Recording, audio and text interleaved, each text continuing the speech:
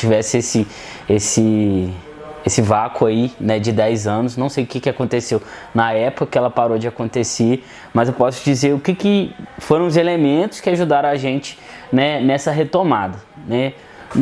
Um elemento inegável é a gestão da prefeita Margarida, que tem, né, um olhar para essas causas e que apoia as ações dos coletivos e dos movimentos sociais, né? E isso, assim, o que faz a gente pensar é, tá bom, então como vai ser um plano de salvaguarda para que, independente de quem esteja, esse evento continue existindo?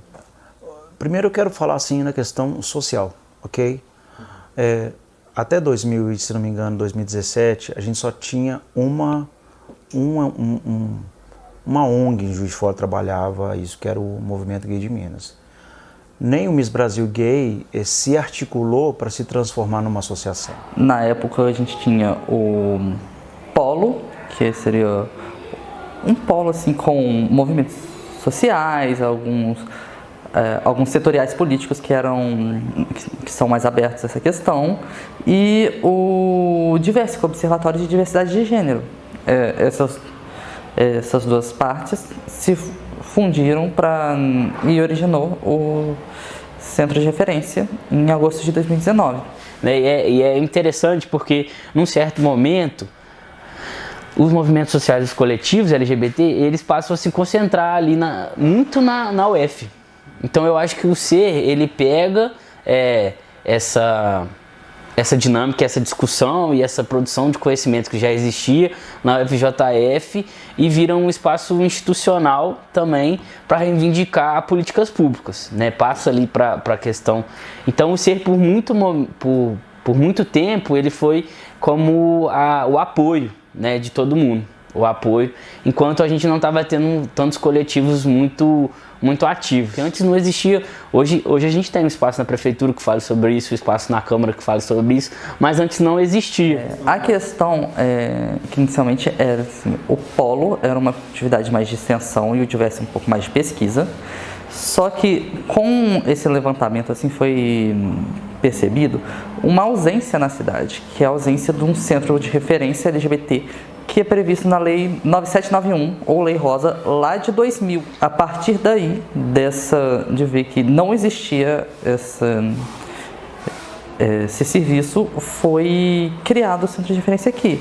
Embora seja importante destacar que esse Centro de Referência, ele ainda não cumpria essa lei de 2000, porque a lei prevê um Centro de Referência da Prefeitura e aqui é um projeto de extensão da UFJF. Então, por um momento, a universidade, né, cumprindo o seu papel também, veio ser esse apoio institucional aí para os movimentos e coletivos.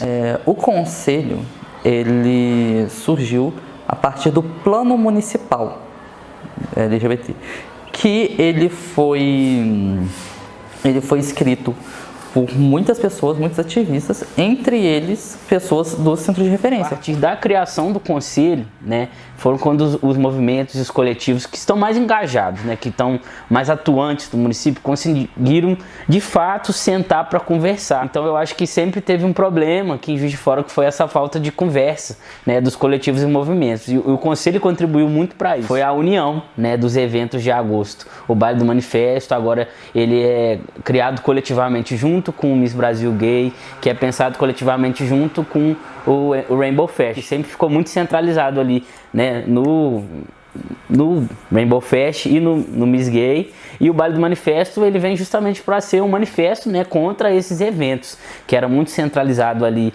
na figura do gay branco, do gay rico, né, do gay que tem acesso já aos direitos, pelo menos grande parte deles. As pessoas se incluem, desde o cidadão de periferia, né, que está muito enraizado ali no Baile do Manifesto. Isso é muito legal. O Baile do Manifesto, ele foi um evento criado pela Astra, pelo Ballroom, para se falar, porque eles entendiam que não havia espaço para eles, né? Então eles queriam fazer a sua manifestação. Então, eu acho que o Baile do Manifesto, ele começa já a influenciar isso, né, quando ele volta com essa tomada, inclusive de um entendimento maior aí, né, da sigla, do que a gente está falando, de quem que a gente representa hoje em dia, né, não só mais o movimento gay. e eu acho que começa aí a chama a partir disso. Começou, a ideia era voltar com a parada no ano passado, só que como, né, não tinha se organizado isso de forma concreta, não tinha recurso. Aí a gente sentou, inclusive com a prefeita Margarida, falou, né, enquanto conselho, enquanto coletivos, que as duas prioridades para esse ano era a implementação do Centro de Referência LGBT e era, né, também a volta da parada em concomitância com os eventos, né, do Rainbow Fest, do Miss Gay e do Baile do Manifesto, que já acontece, que hoje virou, né, que no ano passado acabou virando uma semana LGBTQIA+, e esse ano nós já estamos com 2 semanas aí, né, de ações e atividades. Então, sim, tem agregado muito essa junção, né, dos coletivos aí em propor, não só as festas, mas também essas ações diversas, né? Que a gente está falando de mutirão de emprego, a gente está falando de oficina de gastronomia, a gente está falando, né, de palestras que vão debater saúde, mas também estamos falando, né, de momentos de celebração ali e de festas também. Que são importantes, né? Também. Então eu acho que foi nesse sentido, e aí a gente conseguiu sentar para se organizar e se organizar inclusive, né, financeiramente. A gente sentou com a vereadora até então, né, a vereadora Thalia Sobral, que também é a única vereadora assumidamente LGBT, né, que a gente teve no município, que falou que, né, que então destinaria aí a verba para a parada, que é a verba que a gente tem hoje, que é de R$200 mil para a realização da parada.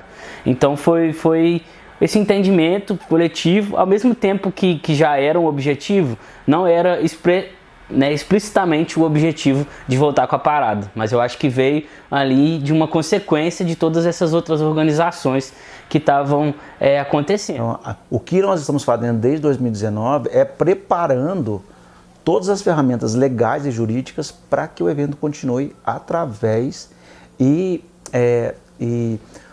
sendo protegido por lei. Mas eu acho que a cidade, né, de uma forma geral, ela ainda tem essa dificuldade de incorporar isso, né? Você vê que os eventos de agosto, historicamente, são a única época em que os hotéis de Juiz de Fora lotam. E aí, desde do início dos anos 2000, que né, feita uma tentativa aí de né, uma parceria, um convênio aí com a rede hoteleira, que não tem interesse, porque o interesse deles é apenas o lucro, né, e esse lucro muitas vezes ele acaba não voltando para os eventos ou até mesmo para a promoção das políticas públicas. Então eu acho que a cidade ainda precisa se apropriar um pouco mais disso, mas a parada também precisa de fazer com que a cidade reconheça que também não é o espaço só de pessoas LGBTQIA+, ali, né, a parada. Nós estamos falando de uma reivindicação, né, de educação, de saúde, de trabalho, né, de renda. Nós estamos falando, né, de coisas que todo mundo perpassa aí, né, nesse Brasil tão desigual aí que a gente vive. Tá com uma expectativa muito boa.